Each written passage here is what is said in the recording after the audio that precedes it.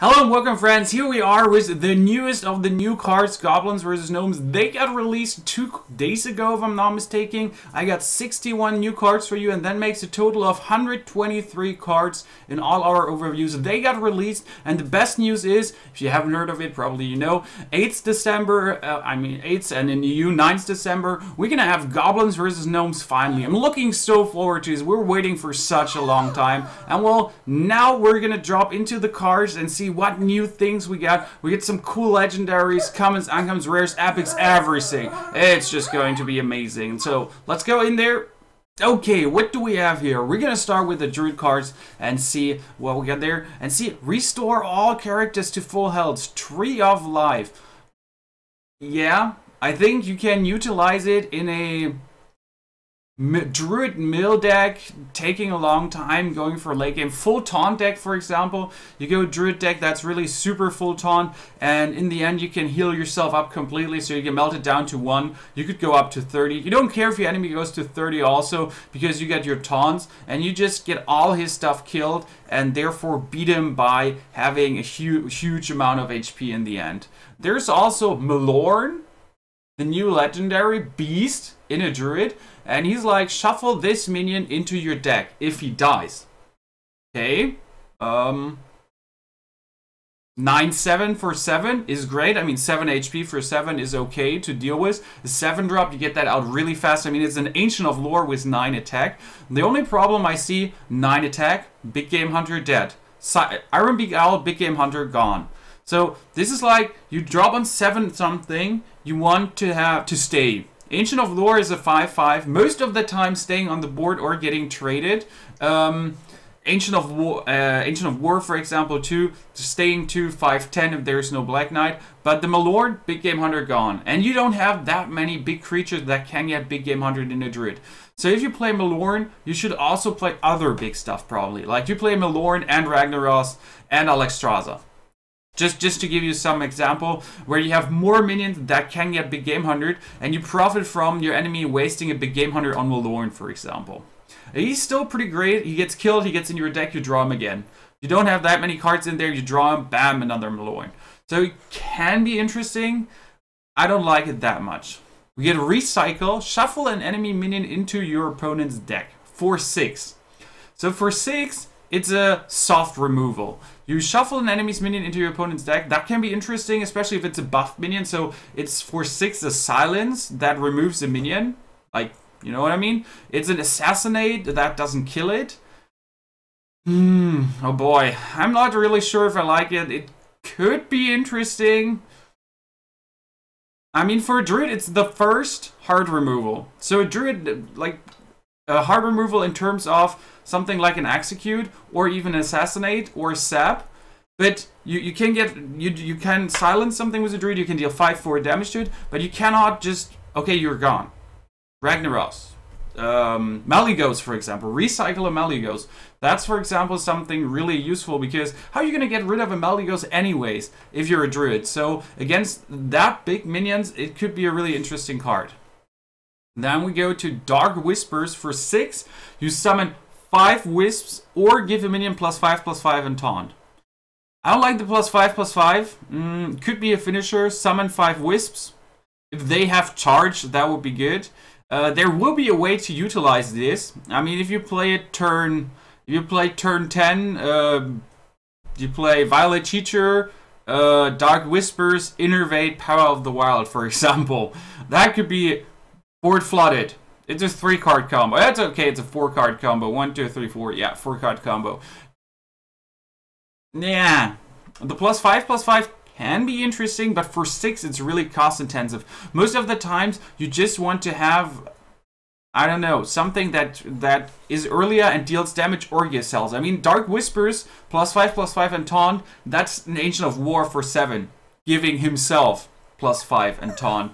So he will be a big 5/10 minion. So I don't like Dark Whispers that much by now, but there might be a way to utilize it actually.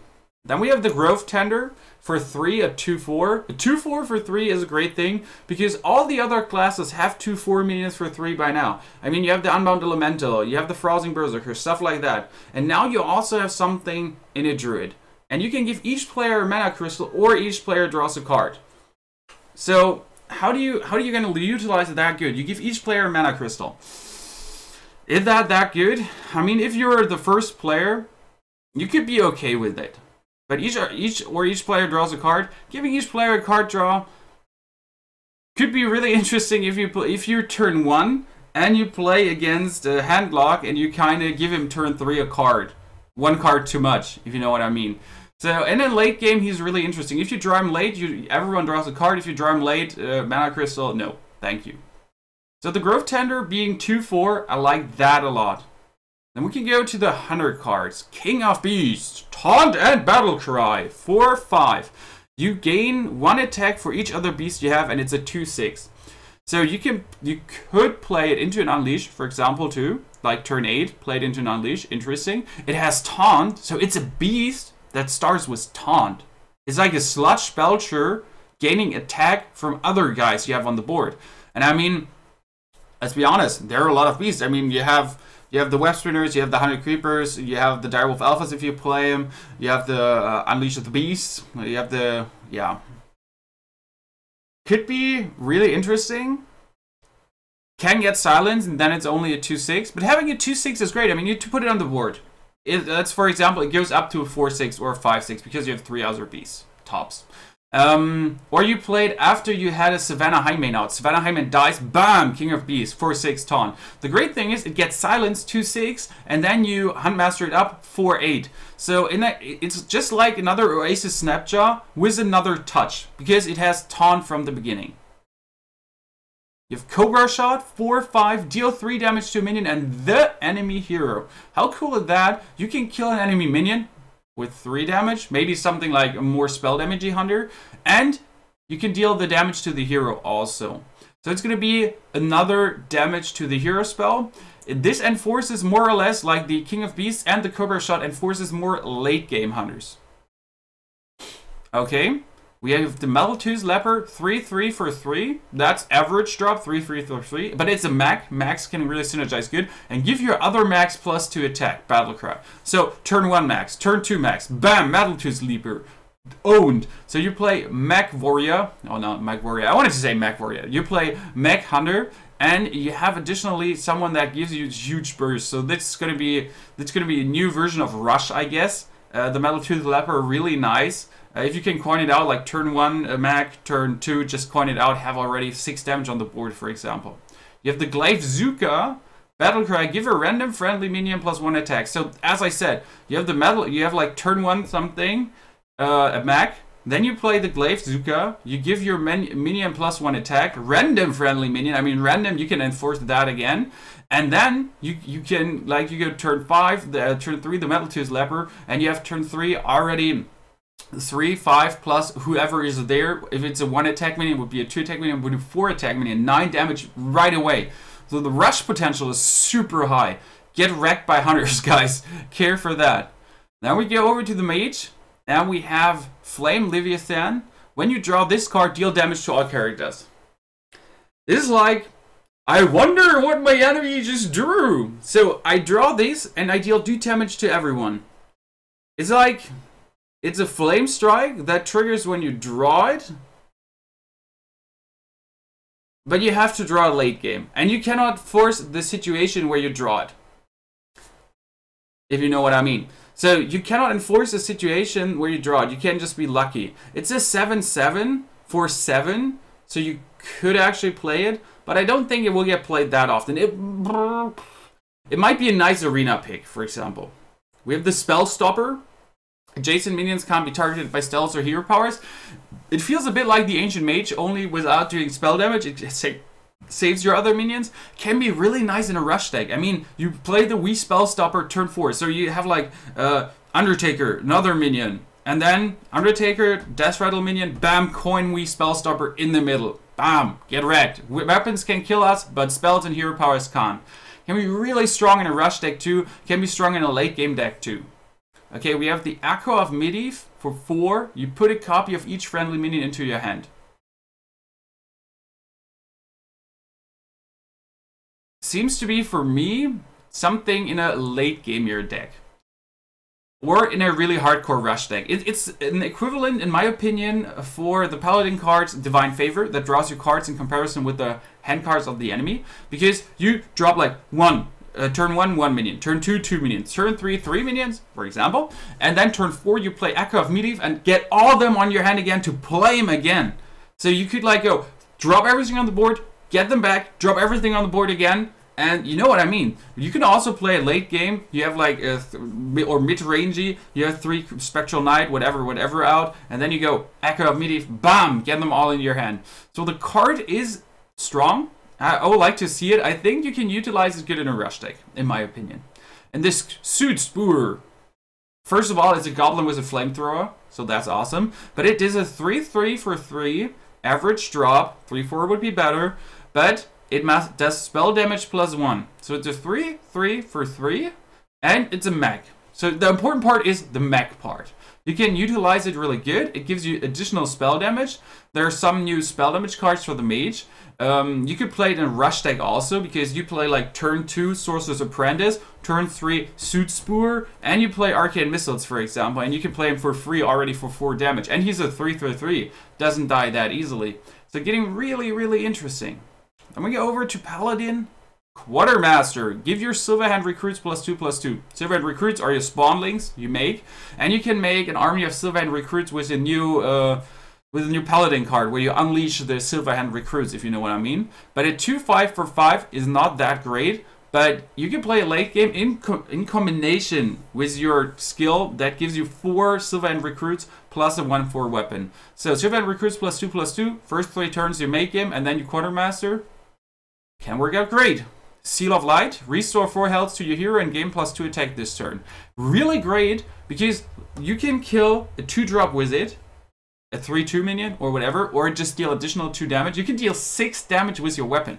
So I would play Seal of Light every time over Holy Light, because Holy Light heals you for 6, but this heals you for 4 and gives you +2 attack. So you have the 1/4 weapon, for example, and you play Seal of Light, you have 3 attacks. So with 3 attack, you can kill way more minions, like the Suit Spoor, for example. You know what I mean? So the Seal of Light gives you a really nice touch with the weak weapons or with the big weapons. True Silver Champion, 6 attack, you can steal something with 6 HP. Shielded Minibot, 2/2 for 2 with Divine Shield and the mech. The mech part is a really utilizing part here again, where you play the mech combos with the neutral mechs again. I like that it has 2/2 with Divine Shield right off the spot. Stronger Argent Squire, because it can kill all 3 2-drops. And a 2/3 drop, he survives, for example. So I like the Shielded Minibot. I don't know if it will get utilized that hard. I mean, you can play turn 1 Argent Squire, turn 2 Shielded Bot, turn 3 you play the Blood Knight. So you just have another Blood Knight thingy to play on with, and it's a 2/2, as I said. Priests get really, really strong. I mean, look at Vol'jin. I love that one. Swap health with another minion. So another minion means you can either take the health from one of your, like the Shadow Boxer, for example, if you have it out, or you play turn 3, you play your Injured Blade Master, Circle of Healing him, Vol'jin takes that, bam, 6/7 right off the spot. He's 6 attack, 4/5, so that's great. Health is for him variable, and you can take the health of an enemy minion, and that's like the most annoying part. I would even play him in the Death Rattly Rush intensive deck, where you have something like the Shadow Boxer, whatever a character is healed, deal 1 damage to a random enemy. What? And you play Vol'jin additionally, because turn 5 you play him, steal your enemy's HP, swap it to 2, bam, run your stuff in, trade it ASAP. So, or turn 6 play him, give someone 2 HP, and then Holy Smite it, whoever. I mean, he's a clear potential for Ragnaros. So someone plays Ragnaros, someone plays Malygos, you swap HP with him, and then you Holy Smite it. Bam, delete it. So Vol'jin is so nice, and he costs only 5. He's like, for me, the perfect removal card. Then you have the Shadow Boxer 2/3. 2/3 for 2 is okay, but then he's a mech, so again, mech advantage.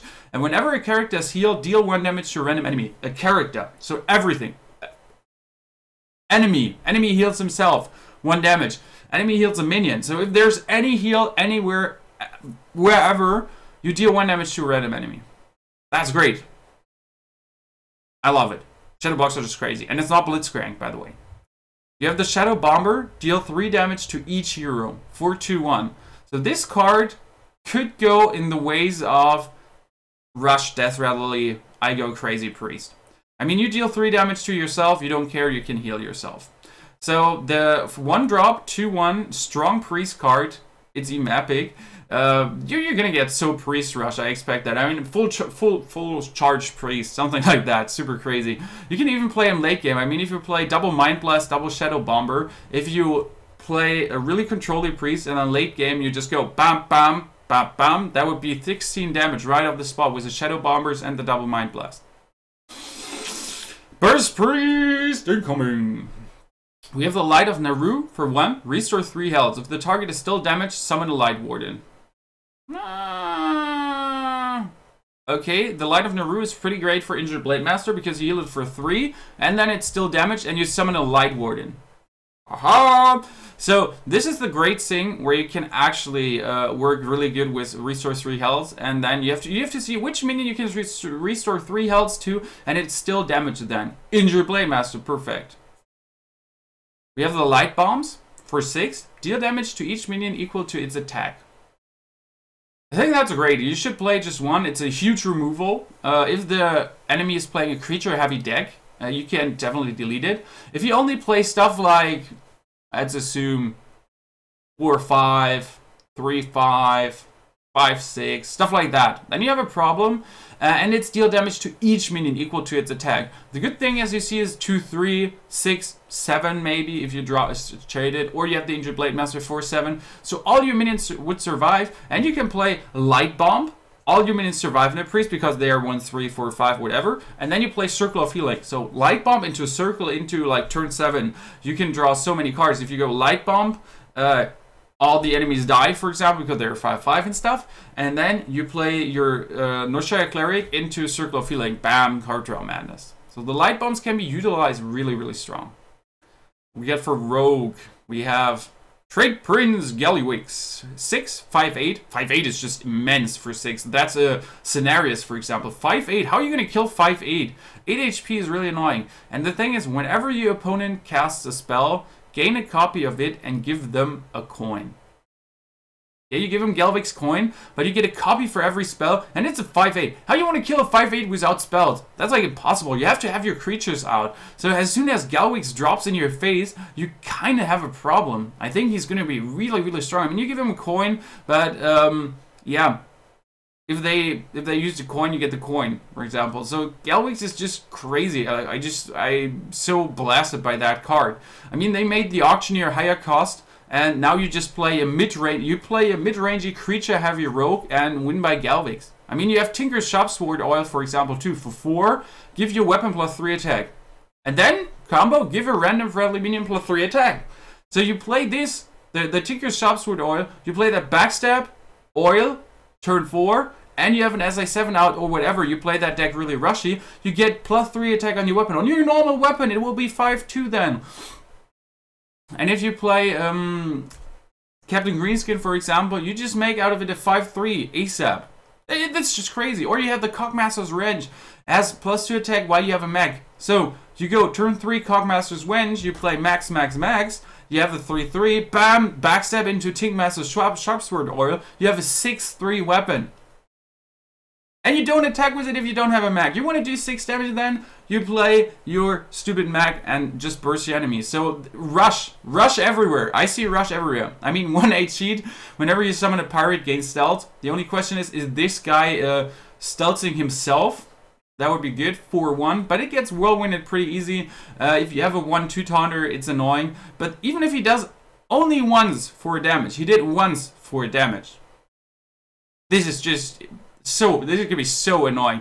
I mean, Cogmaster's Wrench is so cool. Plus Tinker's Sharpsword Oil. There are so many good decks coming. And we have the Shaman, and you know what? Murloc Shaman, guys. Murloc Shaman. You have Neptulon for 7/7/7. That's okay. A 7-drop that's 7/7 is absolutely okay. And you add 4 Murlocs to your hand plus Overload. The Overload doesn't matter because if you play turn 7, you get 4 Murlocs, and you can play those Murlocs anyway. So it doesn't matter. They are low cost. You can just play them. Super nice. I don't think, like, there will be Murloc Shaman, but that card isn't this good because you cannot see. You could get 4 times the 2/1 Murloc. You could also get a lot of different Murlocs, yes. But you know what I mean. The chances are not that high. You could get annoying stuff. But it's 7/7/7 in a... You like turn 6, you play the Fire Elemental, turn 7 Neptulon. You have a 6/5 and a 7/7. That's a threat and being super annoying. I mean, you could even play Neptulon in whatever... Like, just play him in a normal Shaman. You get 4 Murlocs, but you just get 4 minions.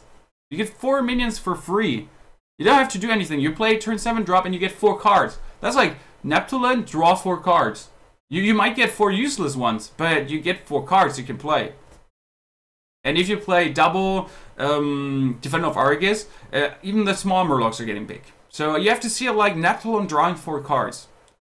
Then we have the Ziltfin Spirit Walker. Whenever another friendly Murloc dies, draw a card. Overload 1. So you play Neptulon, you drop a lot of Murlocs, you drop Ziltfin after it. Ziltfin after it. A 4/5. 4/5 remembers me of an Ancient Mage. Same HP, same cost, everything just was in effect. The thing is, you play Murlocs, and then you play him and draw a lot of cards. So you're gonna play, if you play Murloc Shaman, you tend to play not Rushy, you play Control-y, as you see. So you're gonna play only the Murlocs that are a bit more sustain-y. The 2/1 that spawns another 1/1, for example. And then you're gonna start the card draw with him. The problem with the Ziltfin I see is he only draws cards for Murlocs, so Dark Cultist, Cultmaster is for 2, but he draws more cards because from everything. So if you go Flametongue Totem in your totems, you draw cards from that too. Still, it's a Murloc. If it gets buffed by the Murloc Commander, it's going to be a 4/7, for example, so that's immense. I mean, a 2/5 Murloc, have you ever seen that? Can be really interesting. I like the Neptulon Ziltfin combo. You have the Power Mace. Give a random friendly minion +2/+2 and Death Rattle. So you don't play that early minions in Shaman. You play the Power Mace on turn 3. Hit something dead with it. Then on turn 4, you play a mech, and then you buff that mech, for example. Or turn 5.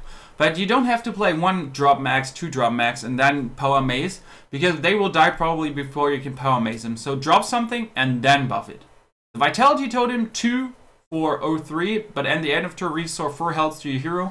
If you draw that late game, you draw it into the Spirit Wolves. Bam, bam, bam. Nice board, and you get at least 4 heal, and you get even more healed. So 1 Vitality Totem could be really huge. If you take some edge out of an aggro deck, and you can drop the Vitality Totem, I mean, you can coin it out also, and then just follow up with a Taunter. So you get the Vitality Totem out, Taunter, and from turn 1 on, you get the heals. So it's just super crazy. If it's not getting killed, you're running in such a problem against a Shaman.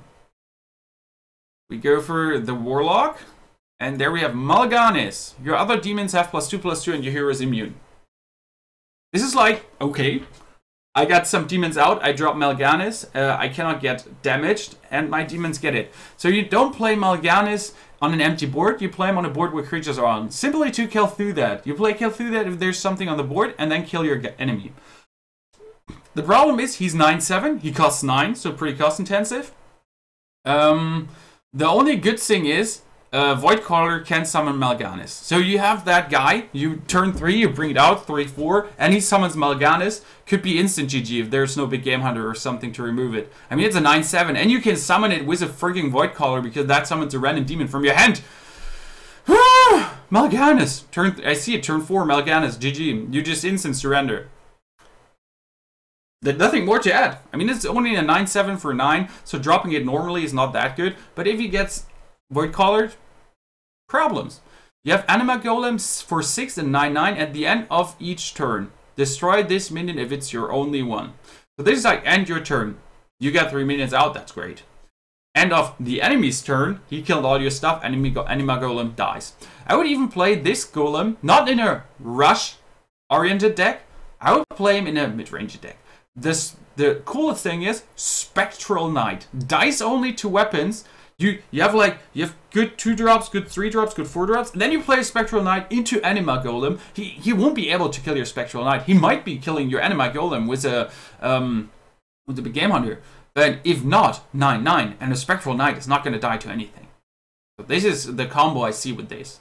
You have the Floating Watcher. Whenever your hero takes damage on your turn, Game +2/+2. So you play the Floating Watcher into Double Flame him. You play the Floating Watcher into Life Tap, turn 7. He's gonna be a 6/6 nonetheless. And then next turn you can make him an 8/8. Or even, the thing is, if you take damage. So you can keep your guys that deal damage to you, like the Flame Imps, and the Life Tap. And then turn 9 would be, you play the Floating Watcher on turn 8. 4/4, oh yeah, it survives. And then on turn 9 you go double flame him into life tap, +6/+6, 10 damage burst. Out of nowhere. So, could be really interesting, I like it. It's a 4/4 for 5, so that's not good. But it can be really interesting. You have the Mistress of Pain. Whenever this minion deals damage, restore that much health to your hero. The first minion healing actually a Warlock. So it's a 1/4 for 2, but we know there is Felhard, for example, buffing a demon +5/+5, and you know there's that demon spell for 2 or 3, if I'm not, buffing +2/+2. So it's a demon again, a 1/4, that's like an armor smith, you can trade really good, and you can buff it up to a 3/6. And if it's a 3/6, it heals you so good. And a 3/6 minion out of nowhere is so hard to kill, like turn 3, 3/6 minion. There's a Dark Bomb, deal 3 damage to hero or player. To player or minions. I like it. It's a 2-drop where you can kill 3-drops with. It's like a lightning bolt for 2. You have the Soulfires additionally and the Dark Bombs. You could drop the Soulfires out and play the Dark Bombs. Also, we have the Implosion. You have deal 2/4 damage to a minion. Summon a 1/1 imp for each damage dealt.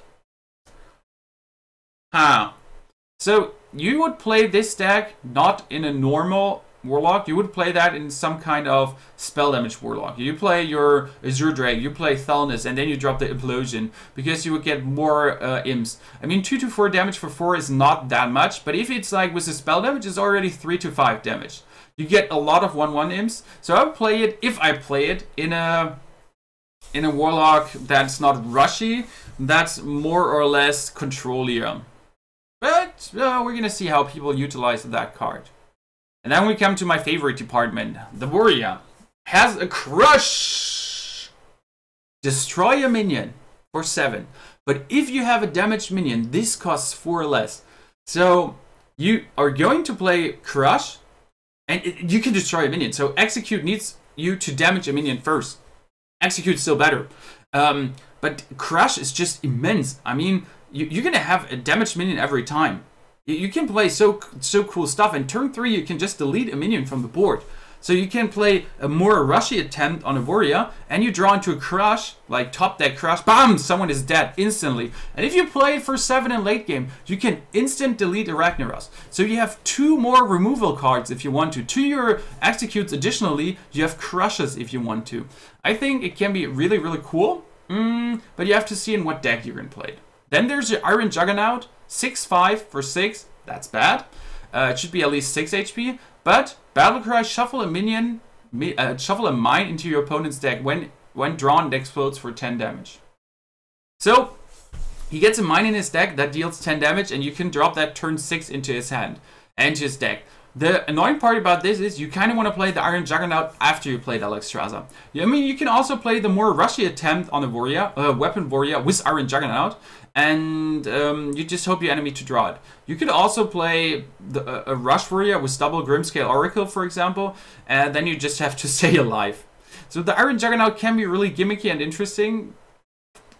We're going to see if that works out or not. I think it's going to get played, and it's really interesting if we see it first time competitive, exploding for 10. I'm going to try it out, absolutely. Then we get over to the Siege Engine, and it says, whenever you gain armor, give this minion +1 attack. And it's a 5-drop, 5/5. Absolutely okay, Stranglethorn Tiger, for example.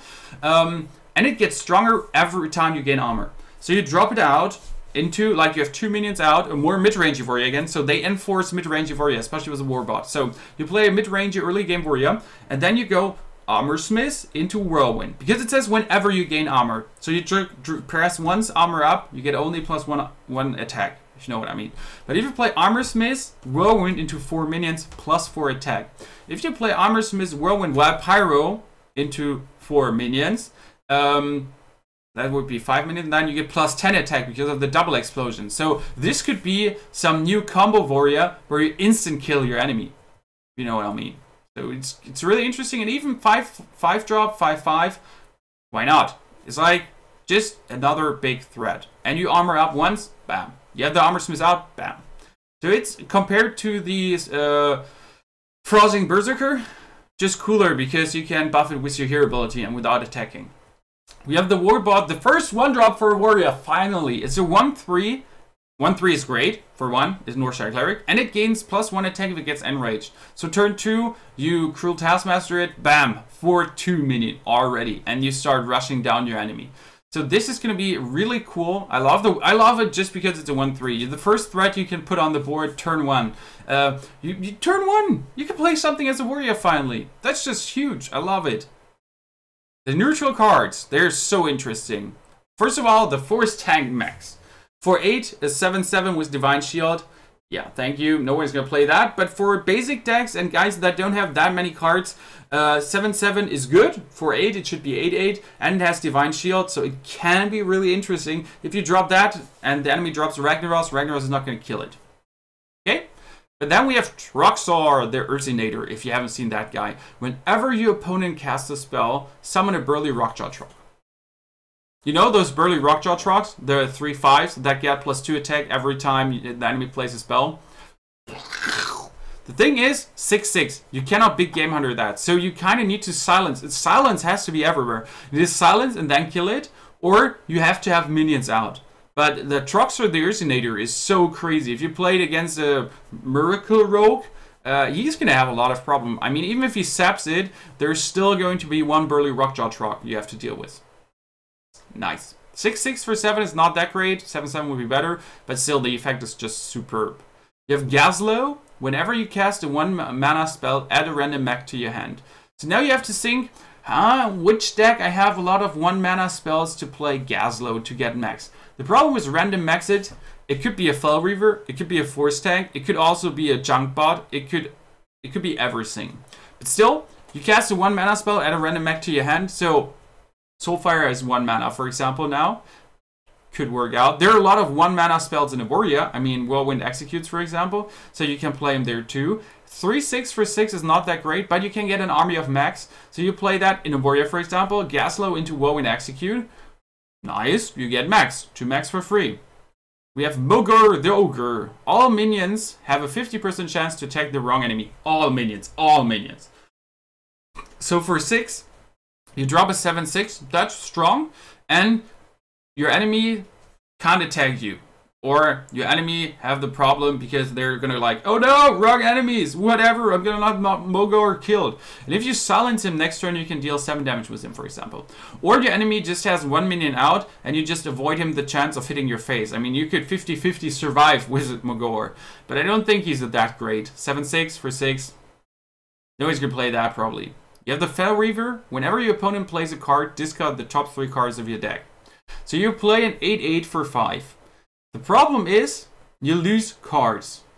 So you play the Fell Reaver in a rush deck, for example. I wouldn't play him in a control deck. And your enemy plays a big game hunter. Then you lose 3 cards of your deck and the Fell Reaver. Your enemy plays a Whirlwind Execute or a Shield Block into Shield Slam. You're going to lose 6 cards of your deck before he dies. And like 6 cards out. You only have 30 cards. You draw 4 cards in the beginning. You lose 6 cards, 10 cards out. Until then, you're like left with 10 cards. I don't see the use of the Fell Reaver so big. In a rush deck, it could be interesting, like, bam, 1 drop, 2 drop, 3 drop, Zulog, Zulog, Zulog, then Fell Reaver, bam! And he gets wrecked because he thinks his big game hunter, I dropped that turn 3 to actually get beef on the board, and then he gets Fell Reavered. Would be an opportunity. We have Hammett Nessing Worry, 5 drop, 6/3, that's weak, but destroy a beast. And not a random beast, you can shoot at a beast. So if we have a meta where a lot of beasts are in, could play Hammett. Interesting wise. Junkbot 5/1/5. Whenever a friendly mech dies, gain +2/+2. So you play this deck in a rush mech deck. And like, I mean, the bot for warrior is a 1/3 mech 2. Important part, mech, it's a mech. And well, then you run in some mechs and you get +2/+2 for that. I don't like the part of you have to kill your mechs to get him strong, or your mechs have to die to get him strong. So, and Junkbot, a Plains Junkbot turn 5 would die to a Kodo if someone plays a Kodo. I don't like that much. We have a Pirate, 7-4 for 5. Okay, you play that in a rogue pirate, and you can stealth it. You'd stealth 7 damage, for example, if you play a conceal. That could be like for 5 with a prep stealth, and you play rush deck, you stealth all them, really annoying. And the mini mage, I mean, 4-1 stealth, spell damage +1. Feels like you're gonna play him in a rogue 2 to burst even harder with your sinister strikes or stuff. So I like that because he's gonna stealth forever. He's gonna be like, oh, stealth, no one kills me except area spells. But the first and most important thing ever created is a Kazan Mystic. Battlecry, take control of a random enemy secret. Yeah. We're gonna have secrets probably still, secret mages even more, secret hunters, a mad scientist just too great, secret paladins, everywhere secrets, and you can just take control of a random enemy secret. Might be that there's one Kazan Mystic in every deck. In competitive, it would just be mind-blowing. I mean, it's a 4-3 for 4, that's not that good. But in competitive, in tournament plays, you play against a secret mage, just play a deck with 2 Kazan Mystics, for example. Just play your own secret deck and steal even more secrets. Only problem in a mirror match. Could be annoying. You have the Arcane Nullifier here. For 4 at 2-5. Can't be targeted by spells or hero powers. And it's a mech. It's a mech. That's the most important part about it. You can buff mechs. You can have the Arcane Nullifier into the rogue weapon on top here, where it's set have +2 attack while you have a mech. So that mech can't be targeted by spells or hero powers. But it's 2-5, it gets Kodo'd again. So Kodo value everywhere. For 4 2-5, Arcane, Ancient Mage again, or all the other new 4-drops we saw. Lost Tail Strider is a beast. So I don't care about this being a 4-4-5-4. No one's going to play that. Everyone's going to play the Mechanical Yeti in comparison, for example, because it's a mech. But a beast can be granted by the Web Spinner. So you could play a 5-4 also in your beast deck instead of the Yeti, because it's a beast in a hunter. This could be like the new Sunshine Hunter version, where you go instead of Oasis Snapjaw, you have a Lost Tail Strider, Tall Strider. But the Mechanical Yeti, he just replaces the normal Yeti. Give each player a spare part. You risk your enemy getting a spare part, you get your own spare part. I think the Mech Yeti is going to replace just the normal Yeti. He's a mech, and he has a Death Rattle effect. In so many ways better. And look at the Hobgoblin. Whenever you play a 1 attack minion, give it +2/+2. Oh boy! I would play that in a Druid, because you innervate him out, and then you play you play a lot of 1/2 drops. You play the 100 creepers. You play the Echoing Ooze, for example. Stuff like that. You could get it, and the Flying Machine, for example, is just another thing you play. Or the Junkbot, a 1-drop. So you have so many cards the Hobgoblin synergizes with. And if you don't silence it right off the spot or kill it right off the spot, I mean, it's a 3-drop 2/3, and that gets coined or innovated out, you could be in so big trouble. And it's going to be huge. Flying Machine, 1/4, Wind Fury, 3-drop, innovated out, give a Mark of the Wild, and it's going to be a 3/6 minion. So that could be really interesting. I don't like it that much. It's something like you don't kill it, you get wrecked. But you kill it, easy. But it's a 1/4, so 4 HP for 3, hard to kill, actually. We have the Gnomes Infantry here, and that's like charge and taunt, awesome, but 1/4, not that great. So you have like, that's a really gimmicky card. Charge for 1 is not going to use you anything, but it's a 1-drop again. So you have the Hobgoblin, you coin that out, and you follow up with a Gnomes Infantry to defend him. So the thing is, you coin him out, you play that, and you're safe from Deathbite, for example. Ogre Brute, 4/4, chance to attack the wrong enemy, but a 3-drop, 4/4, so you don't care. A 3-drop that has 4 attack, and the only sad part about it, wrong enemy attack. So you coin that out, your enemy plays a Gnomes Infantry, you have the opportunity to hit that or hit face. Well, you can only hit that because it has taunt.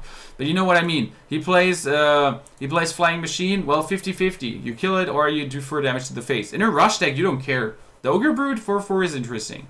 Then you have the Stone Splinter Trock. 2/3 for 2, always good. And whenever your opponent casts a spell, gain 1 attack.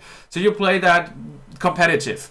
Just in competitive. You know he plays a spell-heavy deck, and you just play Stoneplinter Strock, the 4-drop Trog, you play that legendary Trog guy.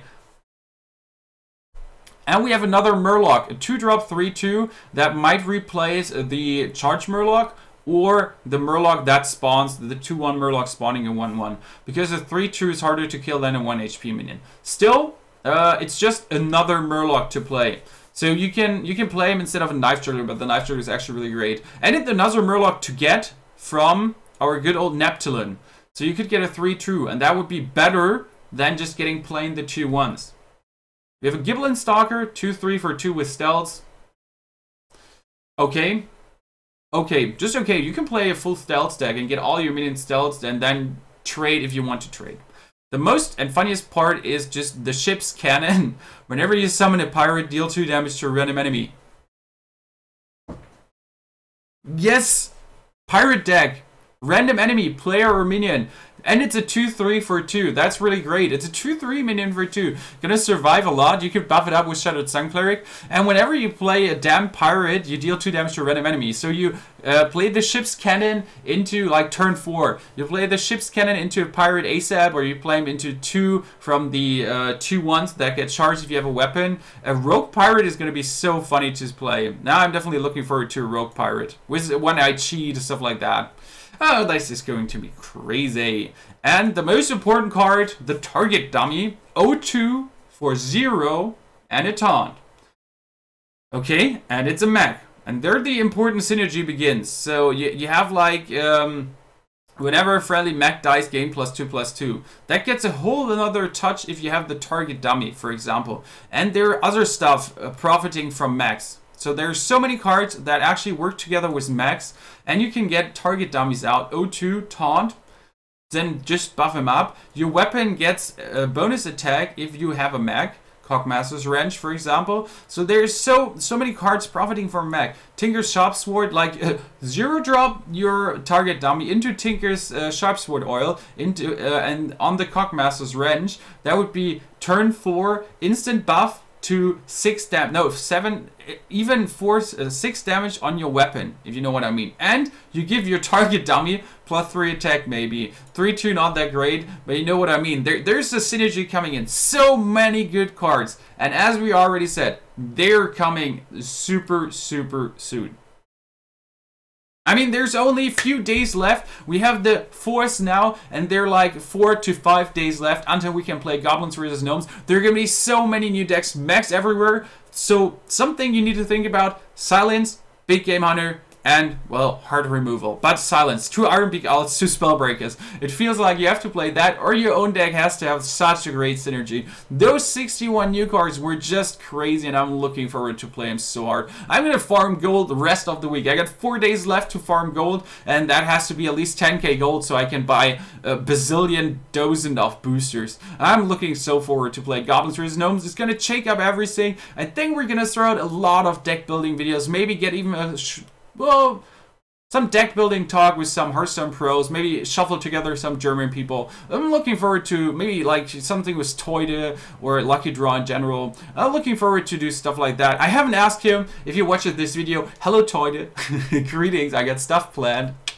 Okay guys, I hope you enjoyed the video. If you like it, subscribe here on my YouTube. Also visit me on my live stream and watch my other videos. That would be amazing. Thanks for watching. Thanks for being here and spending some time. Love to see you in the future with more Goblins vs. Gnomes.